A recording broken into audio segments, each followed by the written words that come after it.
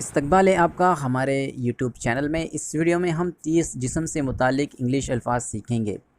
अगर आप चैनल पर नए हैं तो चैनल को सब्सक्राइब कर लीजिए और साथ में बेल आइकॉन का बटन भी प्रेस कर दीजिए ताकि हमारे आने वाले तमाम वीडियोस आपको मिलते रहें। तो चलिए शुरू करते हैं।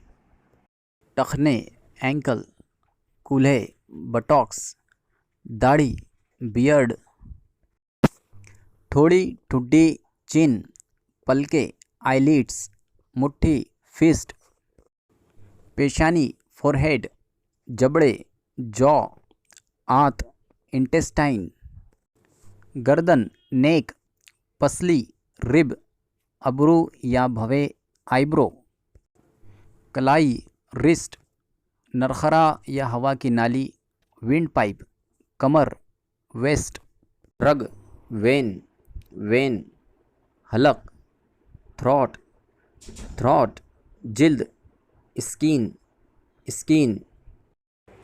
नब्ज, पल्स, हथेली, पाम, थूक, लुआब दहन, सलाइवा, पेट, स्टमक, तलवा, सॉल, खोपड़ी, स्कल,